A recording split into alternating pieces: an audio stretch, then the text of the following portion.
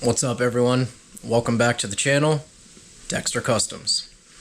So today is a big day for me. I've been anticipating this specific project for quite some time. And as you saw, I had to do a few things in order to get here, to include my road trip and finalizing the welding bench. So today, what we're going to be doing is starting what I assume is going to be a multi-part series of building the engine run stand for the 12-valve Cummins. The idea behind this build is to create a miniature chassis that is mobile, to be able to get in and out of my shed, but it can also hold the 12-valve Cummins structurally enough to run and really rev it, to be honest, because not that I'm going to be out here just revving the heck out of the engine, but there's a lot of things that I'm going to do to this engine that I want it to be able to run more than just an idle, and for an extended period of time to be able to break in parts and make sure I don't have any leaks. So with that said, there's a lot of different engine run stands out there. Some are simple and some are complex. And it boils down to, are you going to do it simply, where you just have a stand where you can run the engine for a few seconds, maybe a minute max, before things start to overheat, with no coolant, no fuel tanks, no batteries, basically setting yourself up to, hey, it starts, I'll figure out the rest when it gets in the chassis, or all the way to the extreme of radiators, intercoolers, radiator fans, fuel tanks, batteries, gauges. So I'm going to find a middle ground because I don't want to get crazy intricate with it, but I also want it to be more than just the basic stand. The material is 3/16 wall, so it's just shy of a 1/4 inch wall thickness, which is pretty good. This thing's going to be beefy, and ideally I'm just going to utilize the 2 engine block motor mount surfaces. I don't want to have anything in the rear by the adapter plate, and I don't want anything in the front by the accessory belt. So I'm going to start cutting some material. I don't know how far I'll get today. I don't have a ton of time this afternoon, but I think we can at least get the base going and maybe the uprights for the engine mounts. Let's get rolling. So I think you guys can see how this is kind of starting to take shape here. But this is going to be the base of the frame. We have two 48 inches, so it's going to be 48 inches long and 32 inches wide. Why'd I go with these dimensions? Well, 48 inches long gives me enough room to not have the flex plate or flywheel beyond the edge of the frame, but also allowing me to keep enough room up front for if and when I decide to add a radiator. Width reasons, 32 inches, ideally I wanted to go a little wider, but my door jamb is 35 inches. So, quick math, that leaves me 1.5 inches on each side to not beat the crap out of my house every time I want to take this thing in and out. And to be honest, depending on how much work needs to be done to it inside, this probably, once painted, will stay outside, and I'll get like a grill cover or something to cover it. But I did want to have the option to be able to wheel this thing in and out of the shop, seeing as that I don't have a garage door. So, in typical fashion, everything I cut needs to be hit with flapper discs to get rid of all the burrs. And once we deburr it, I'm going to start tacking this thing together. Obviously, my bench isn't big enough to have this whole surface for the whole frame, so I'll probably work one corner at a time, making sure the corners are square and kind of work in a circle. Probably do 2 L's, and then I'll join them together.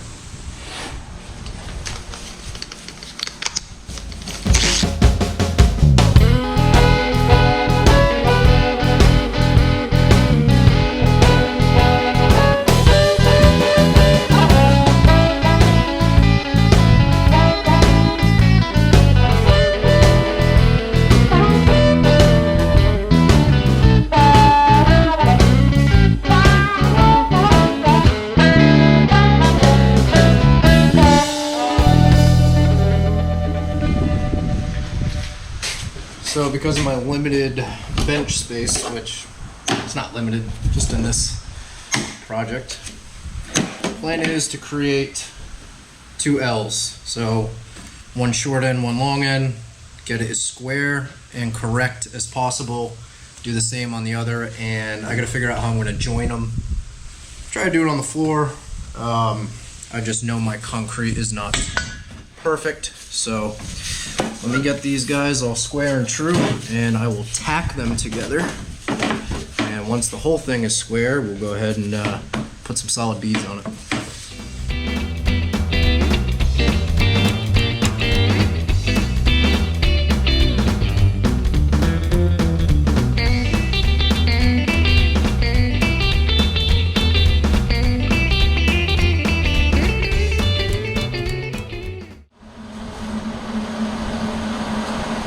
So I'm not going to be doing any tacks on this surface or the bottom until I get this thing kind of fully put together, because I don't want those beads or tacks to affect the flatness of the material on the bench. So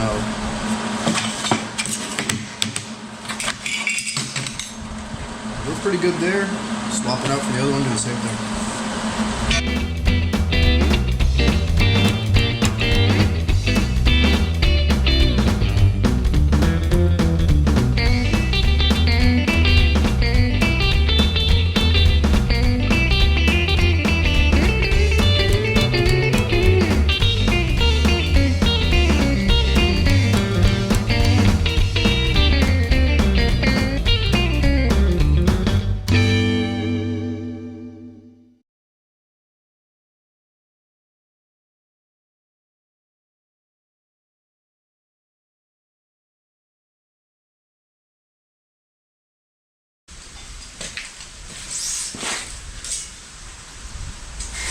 .32 1/8 by 32 1/8. Not bad. I knew it wouldn't be perfect, but 48 1/4. A little big on this end, and 48 1/4, which I'm happy with. Let's go ahead and get that tacked up.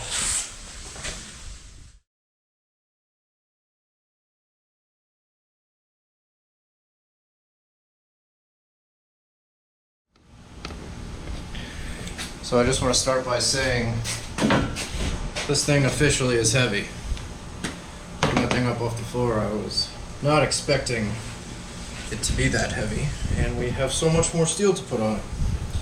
But anywho, I am going to start welding all these corners, and one thing I need to remain mindful of is we don't want this thing to start pulling and warping. So I'll probably run a bead in this corner, run a bead in that corner, that corner, that corner. I can't just do one whole side because it will pull with the heat. So let's get after it.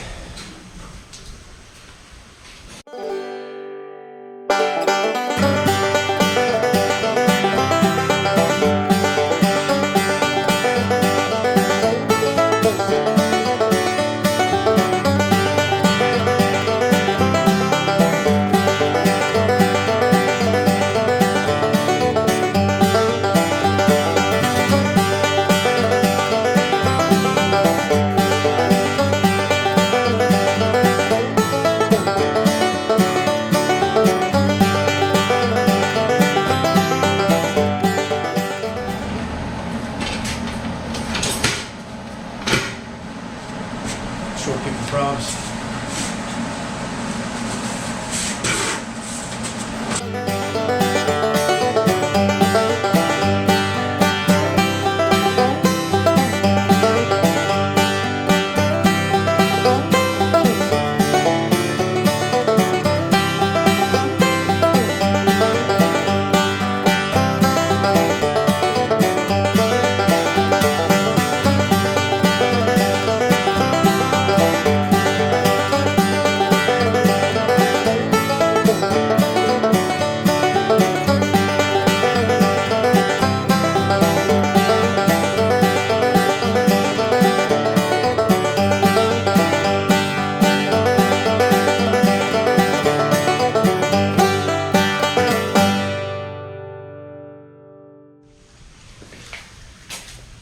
So before this engine run stand becomes too heavy.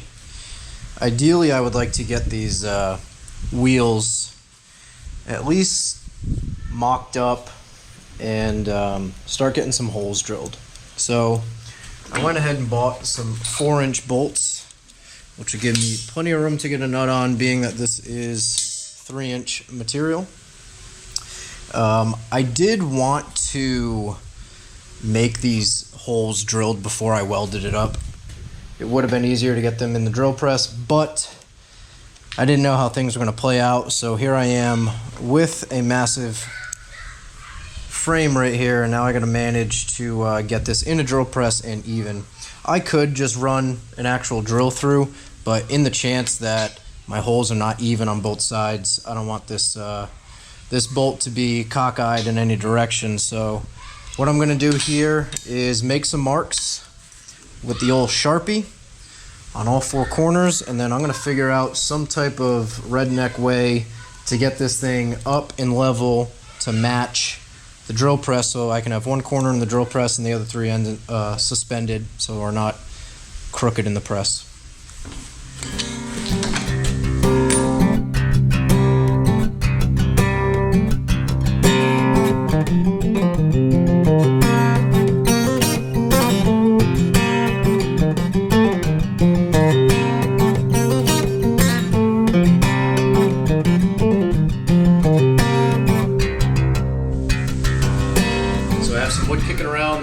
Perfect size for what I'm looking for.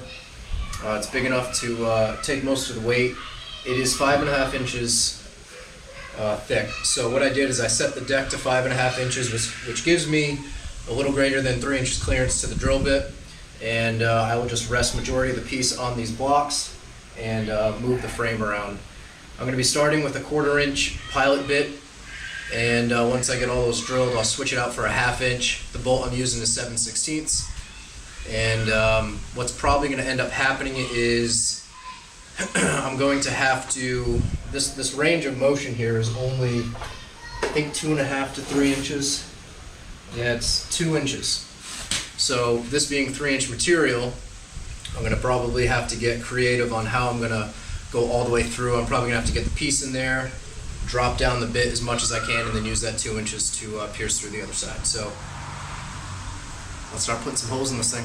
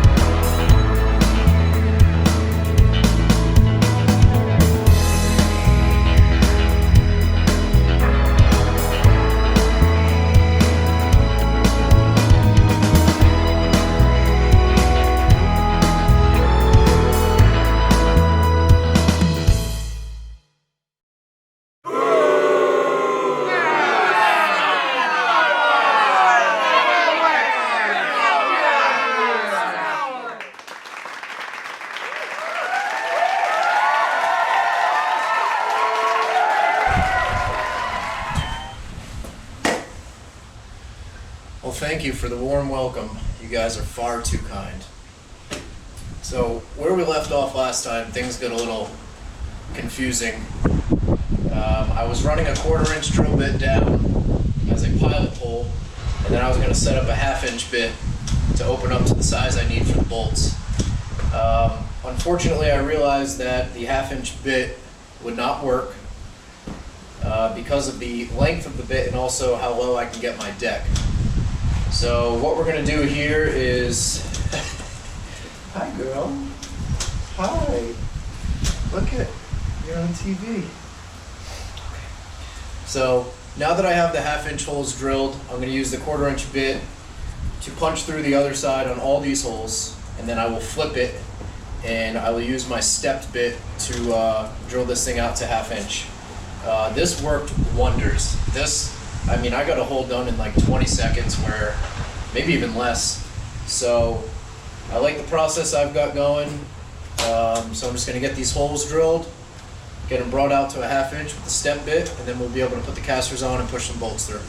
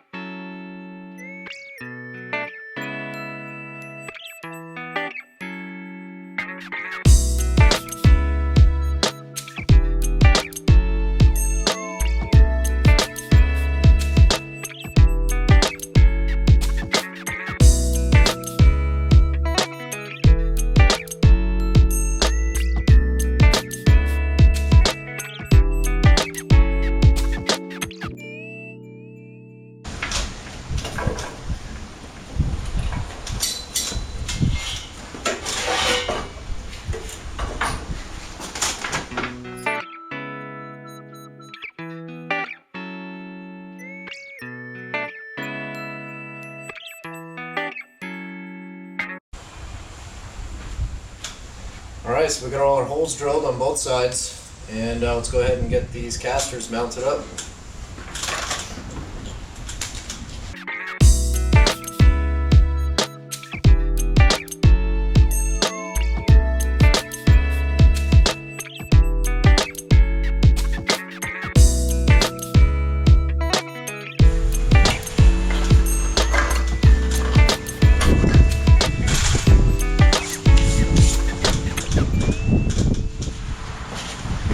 Now that we got these casters on, what I got to do is get the engine lifted up by the hoist and kind of placed over the frame here. Because my next step in the process is I'm going to be adding 3 pieces of steel. So imagine there's going to be a horseshoe here, and running off of the center of each one of these horseshoes on both sides is going to mate to the block. So I'm going to build a little engine mount bracket, we'll call it, that's going to sit on top of these horseshoes, and then they'll get bolted to the horseshoes. So I can't build these yet because I don't know what my height is going to be. So I'm going to lift up the engine, get it centered up over the frame, kind of figure out where I want it, what a good working height will be. Because I mean, ideally I'd like to work on the engine standing up. I don't want it super tall, and I also don't want to be doing everything crouched down. I definitely want to have enough room to be able to pull the oil pan, and if needed, get underneath to take out any connecting rod bolts. But I hope we don't have to go that far into this engine. But either way, let's get this thing lifted up, mocked up, and see where we want this thing placed.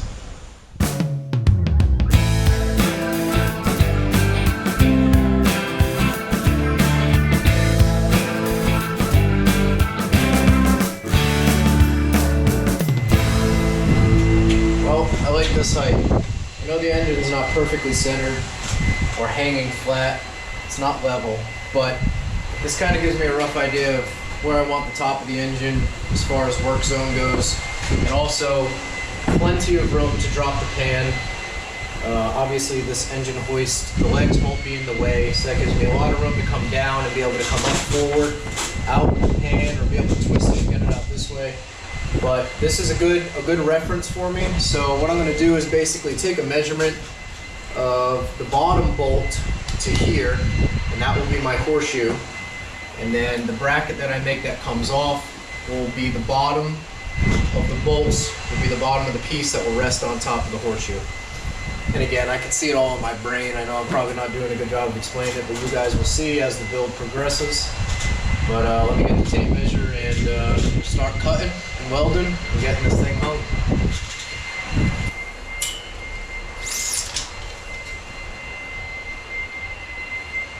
So we're looking about 15 inches. What I'm going to do is just to remind myself, 15 inches. Let's keep moving.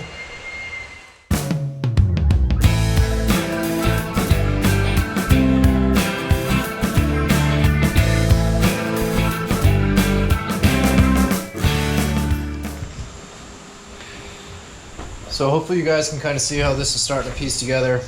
But now that I have all the pieces cut. Obviously I could grind them down, but this is just a quick sample of the horseshoe I was trying to explain that's going to be sitting on the frame we already built that has the casters on it. And what's going to happen is there's going to be one of these on each side, and whatever I build off of the block of the engine will have one of the arms that sit down, and then what I will do is drill some holes and have a piece of angle bracket that is connected to the engine that'll rest on the corner. That'll give me my center, and then I'll be able to run some bolts through just to kind of align it. I'm not going to have the engine mount pieces bolted to this. I feel like it's going to be too difficult to get the engine in and out, and in the event that I do pull the engine out of that stand, all we got to do is take some nuts and bolts out, slide them up off the top, and then the engine can just lift up and out of the way. So you'll see more as it evolves, as always, but for now I got to do some grinding.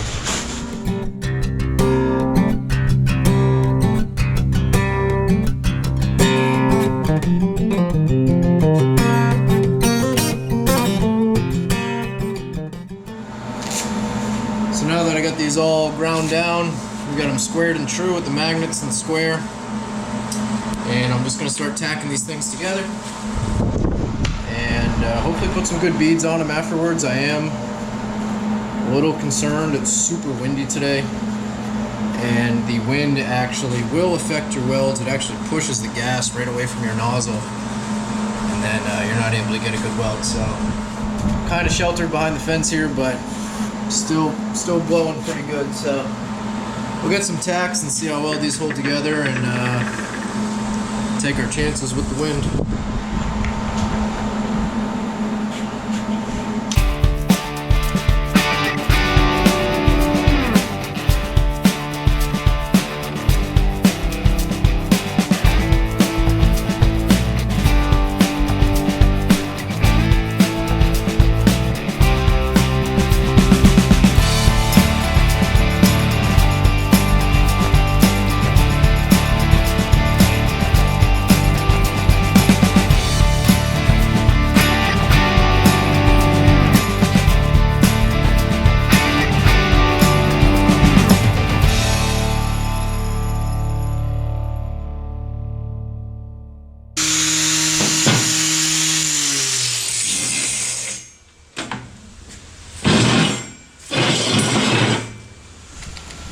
So what I'm doing now is just getting my center mark, which these are 15 inches on the money. So we are doing 7 1/2.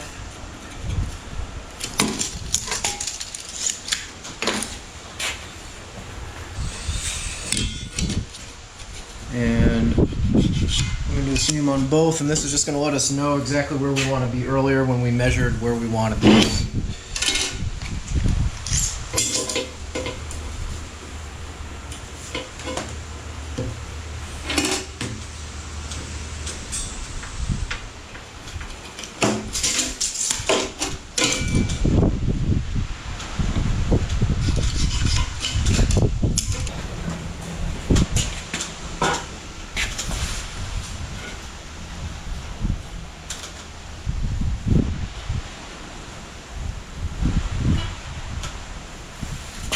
So, I don't know if you can see on the camera, I don't know how well the resolution is here, but I did do a center mark here, which is 21 1/2 inches off the back side. This is going to be the flex plate flywheel side. This will be, we'll call it radiator side.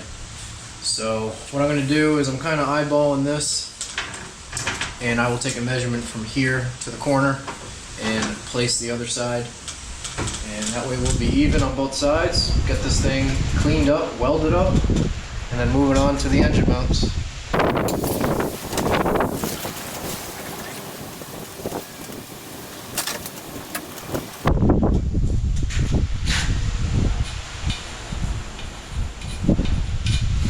$13 3/4, so I don't forget, you gotta help me remember. That's our distance right here. So I will mark roughly where I'm going to be welding so we can get this ground down, get some clean material in there.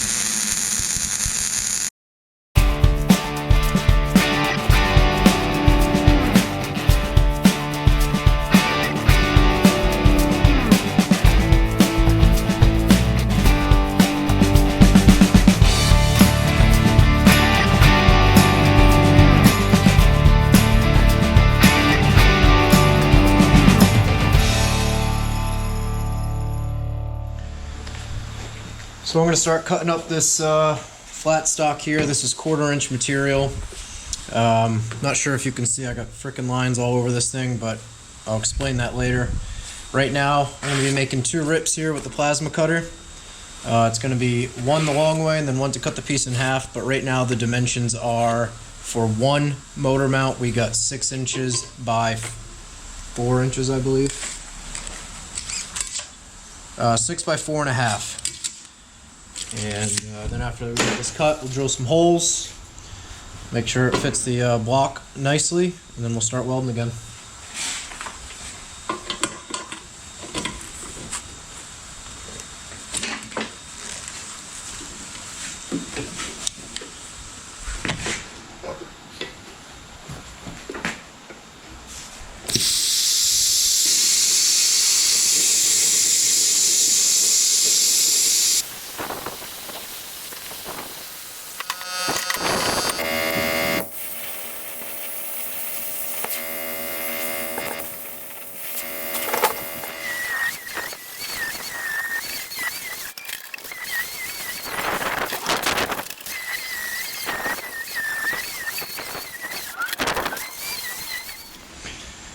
So, we've got the engine mount plates cut and grinded, and now I've marked them all to be cut. To be drilled. So I'm going to drill these holes kind of in a similar fashion I did with the other pieces. So I'm going to do a pilot bit, 1/4 inch, and then I'm going to do the rest of the holes with the step bit. Just seems to work easier for me. It goes faster, and I've been getting some pretty clean cuts with it.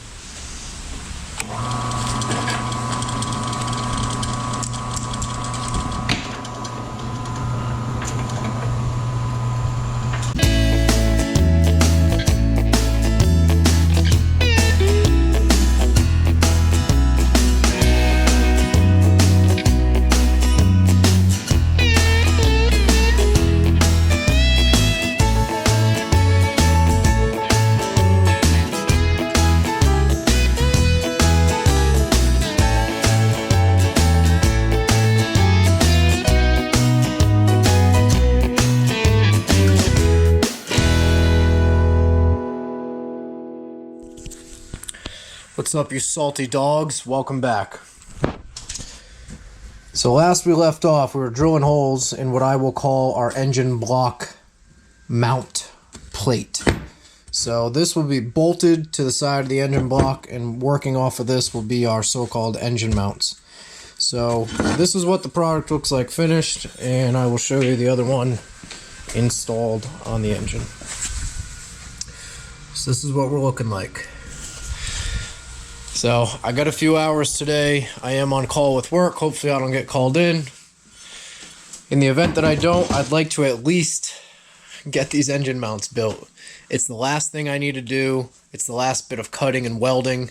Once this thing is all pieced together and I trust it, we're going to strip everything back down and do the usual, grind it down, put some paint on it. So let's see how far we get. Enough talking. Let's get to work.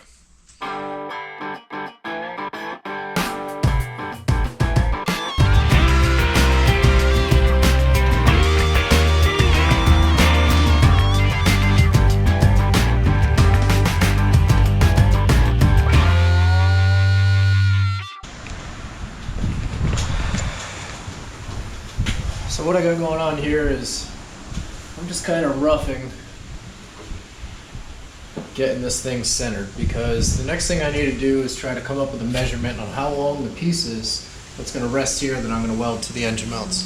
So kind of eyeballing this. I'll take some measurements once this thing stops swinging and just keep moving the frame back and forth until my measurements are even on both sides.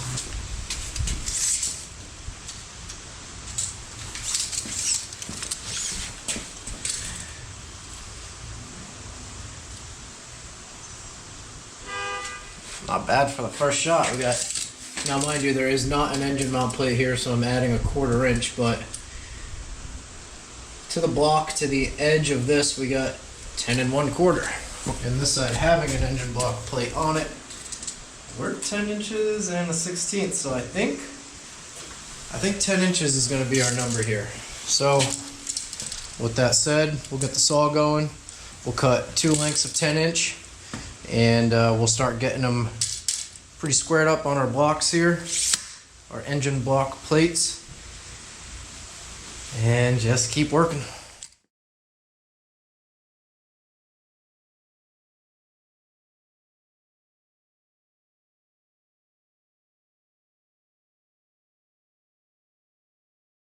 What we're looking at here, this is my rough mock-up of where this rectangular tubing is going to sit on these plates.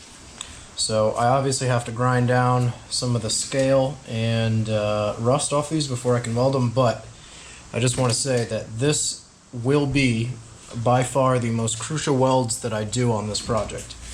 Because when you think of the setup of the engine stand, it's square. At least the base of it is square and sitting on the casters. The horseshoes, essentially, if I didn't weld them together, they would sit in each other, being that they're all miter cuts. So a lot of this build, the welds have kind of been, I mean, they're all important, but these are most crucial because they will be sitting like this. And if this weld gives, this is just a clean break here versus having pieces that are kind of sitting together.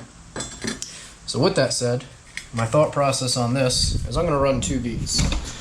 I'm going to set the welder up at a lesser voltage.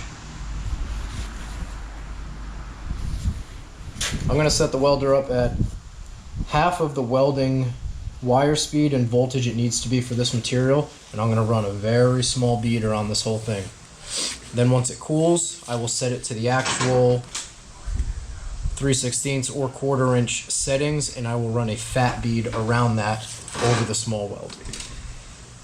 Hindsight, I probably could have made this plate taller and been able to add some gussets here, but I'm pretty sure with 2 full passes on 2 different settings, we're going to be plenty good for the welds. So let's get this stuff grinded up, start piecing it together.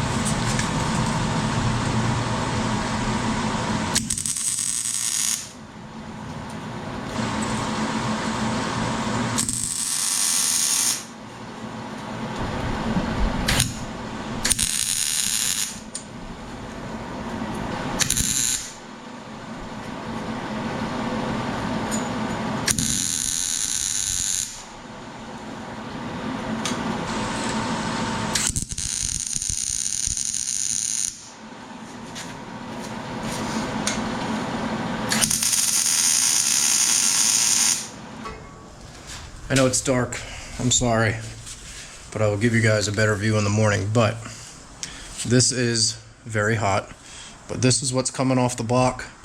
You can see I've added some gussets, and this guy will sit right on the horseshoes that we made. So let's get this thing mounted.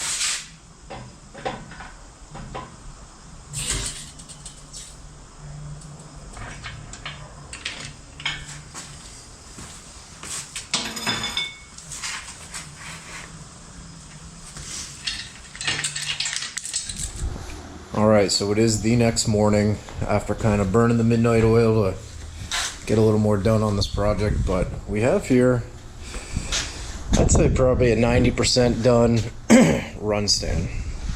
So to kind of give you guys an idea of how the engine mounts turned out, what we have here is our plates. We got the 2x3-inch rectangular tubing welded onto some gussets to the angle bracket, which rests perfectly on the horseshoes we made right on both sides. So, like I said, we got some holes to drill, we got some paint. Not sure if I'm going to jump right on the paint yet because we're going to be adding battery trays, fuel cell, and some type of radiator support for the front end. But that will all be later. If I see this thing start to rust anymore, then maybe I'll slap some paint on it and just grind it off when I plan to weld for the next project. But yeah, I think this concludes part one, and hope you guys stick around for part two.